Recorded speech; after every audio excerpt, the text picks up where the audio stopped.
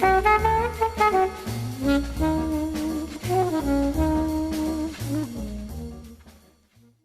and welcome to the 2-minute warning interview series where we ask what's next and what should be next in the global energy transition. Today we're going to look at China's activities, the world's biggest population, the world's second biggest economy, and the world's biggest polluter, accounting for 28% of global emissions in 2018. Now, unless you've been hiding under a rock, we all know that China has committed net zero by 2060, 10 years later than many other economies, agreed. However, considering what I just mentioned, perhaps it is ambitious enough.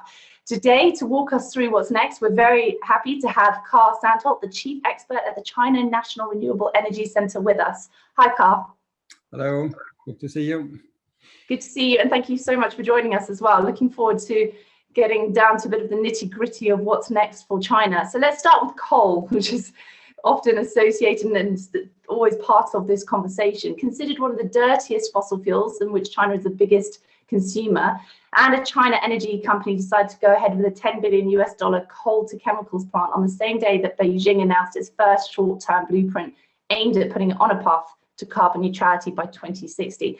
Now, of course, it'd be ludicrous to not mention energy security here, the need to sustain energy security, the fact that there is no such thing as a green switch, especially at the volumes of supply and demand that we're talking about. However, when do you think we're going to start seeing a major shift away from coal, both in terms of building actual products on home soil and in terms of financing other countries' coal products? Yeah, let me start by saying I really think that the announcement last September that China wants to aim for carbon neutrality in 2060 is extremely important. And China is known for not taking light on their promises.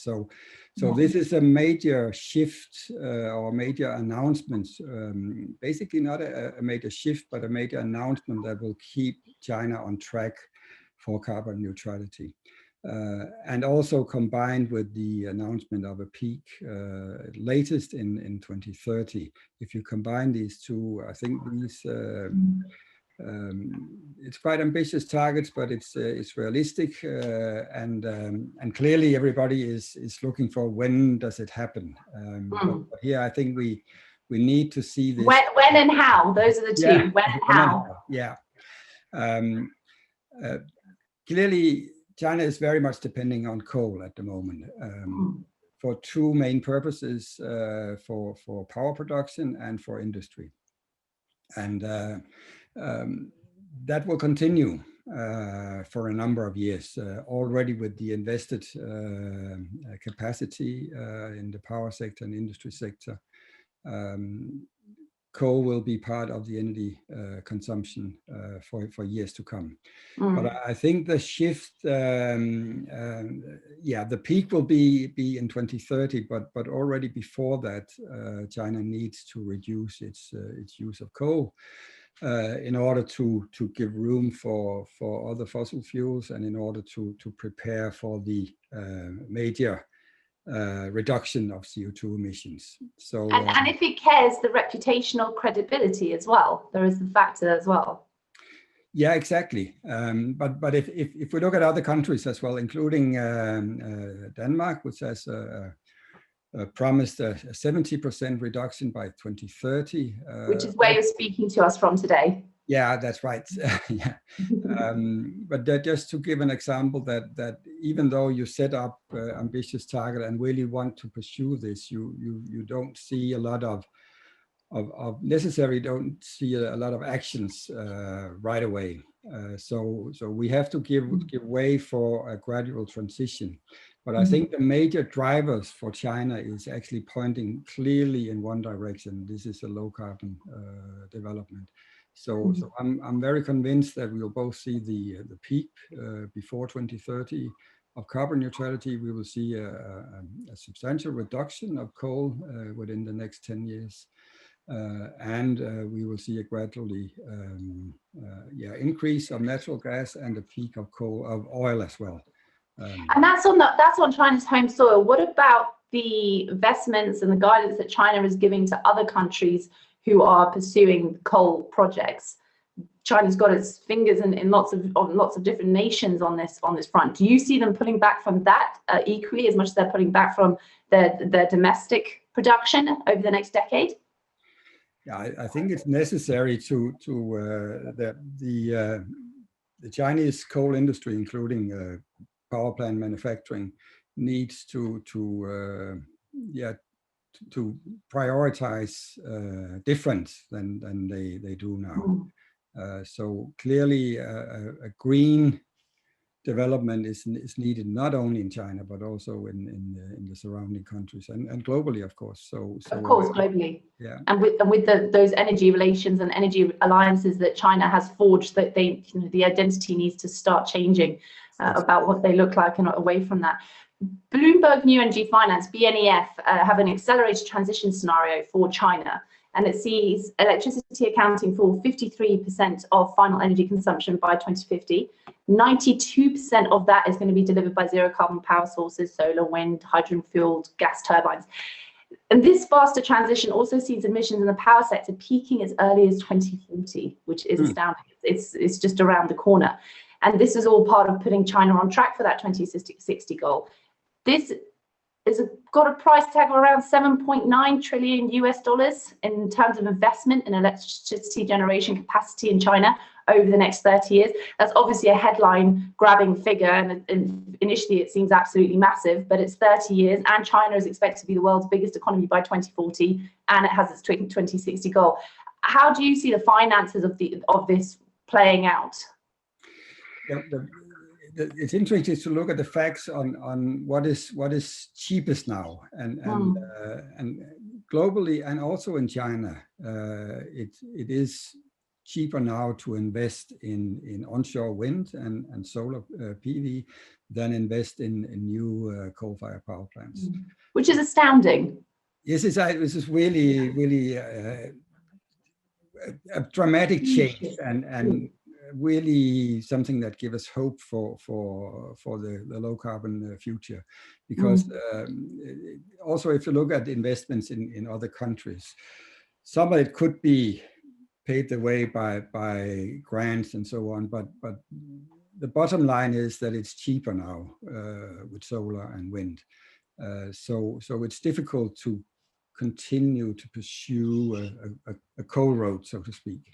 So in that sense, I'm quite optimistic, and clearly it's massive investments, but that also has some clearly advantages for China. At least you see that the solar manufacturer is a huge industry in China already, and if you add solar and wind together, you have more jobs in the renewables in China today than you have in the coal industry. So it's basically this is the future for China, and China knows that.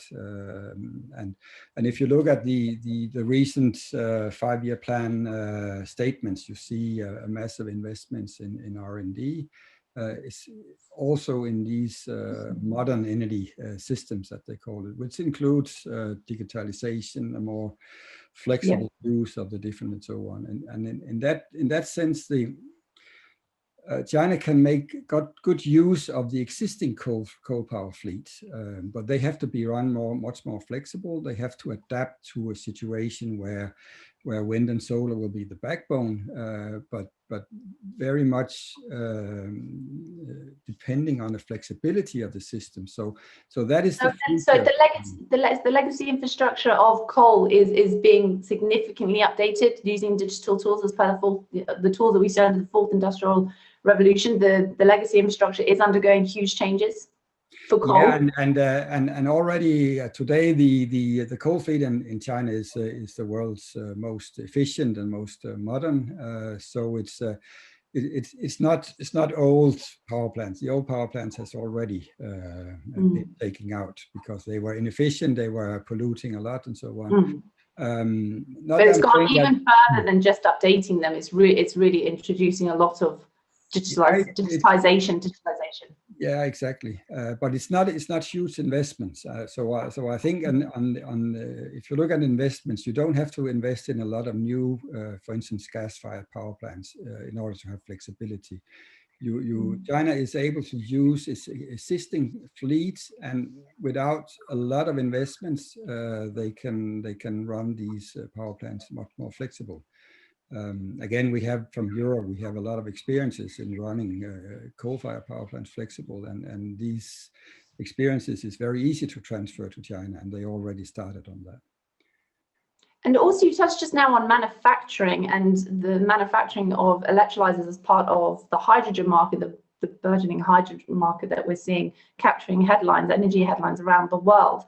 How do you see hydrogen, especially green hydrogen, developing in China compared to some other global leaders? Beijing's been relatively quiet on the market. It's noted its importance, its potential, and yes, some projects are certainly going ahead. And perhaps this is where Beijing's scale works against it. Projects which would be massive in another country, for when it comes to China, and the numbers don't seem quite as huge. But how long do you think till we see a big top-down push to focus on green hydrogen as a major market for China's future? Do we wait until the next 5-year plan, or do you see something happening sooner than that? Yeah, it's difficult to crystal ball time. Yeah, but to be strictly honest, there's not a lot of need for green hydrogen or hydrogen right now, because it's too expensive. The technology needs to mature a bit. So I would prefer to have an extensive R&D and pilot scheme, and I think that is what's happening now in China and all over the world, actually. But a massive deployment of green hydrogen should wait a bit. We had some push for green hydrogen because we had a lot of curtailment in China, meaning that the electricity production from wind and solar were wasted, literally.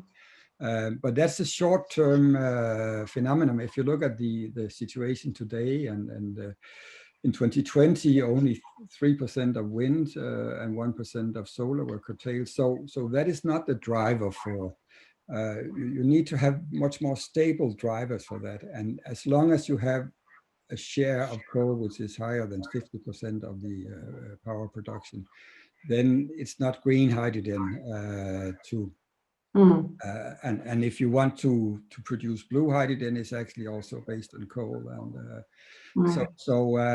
which brings us back into that argument that China is eventually trying to move away from. You just said now about we'll have to wait a bit. You said until we see a massive deployment and a real market forming in China. How long is that? Is that end of this decade? Is that 2030s? A rough guideline on how long it could be? Well, if China is successful in deployment of wind and solar in the next 10 years, and I know they have ambitious plans for that. And they've done very well so far. Exactly. Last year was totally crazy regarding wind, but that is actually the level that China should reach for the next 5 years. So a massive deployment in wind and solar is expected, and when you have that, then you also create the basis for hydrogen production, which also could solve some of the transmission issues that you have a lot of places in China where you have good conditions for wind and solar, but not a lot of production, and you need a very long transmission line, and hydrogen or other fuels, including ammonia and so on, could actually be part of this solution. But again, the 2030s really is when I think it's in the next decades it really takes off, and where you really see the need for it. But so sorry, hydrogen will take off within the next decade or after a decade once the solar and wind? After a decade, yes. Okay. Yes, but of course I could be surprised, and the cost development and the cost reduction could be much faster than I expect. But it's difficult to avoid losses in the transformation, and especially if you want to use hydrogen as a storage for electricity, where you turn it back, then you have a substantial loss here. So I think hydrogen will have a massive role in the future. It will have a big role as an energy carrier, but not now. But for China, let's wait till 2030s before that really starts. Yeah, I think that goes a lot of countries, but including China. But I would definitely like to see a lot of pilots and a lot of investments in R&D and much more efficiency. And I would definitely also avoid a market for black carbon, I would call it. Carbon from coal is really not the future. Well, it's just too circuitous. It doesn't really start getting us away from the situation that we've got at the moment. And with the losses, you actually increase the energy consumption. So this is not the future. What about with electrolyzers? Do you see China playing a bigger role there? You just touched on R&D and manufacturing as well. Do you see that market growing? Yeah, in general, I see what is needed for China is they have three main tasks. They have to make the end use consumption more efficient. And that is actually one way is to continue their economic reforms, going away from heavy industry and heavy energy use industries into light industry, and also from industry to service sector, and relying more on the home market. So that will actually increase the energy efficiency per GDP, as one example. The second step is to have the green power supply. And here wind and solar and storage play a huge role. And the third one is to electrify some of the end use sectors, including the industry. So electrification of industry should be very high on the agenda, also because half of the coal consumption is in industry.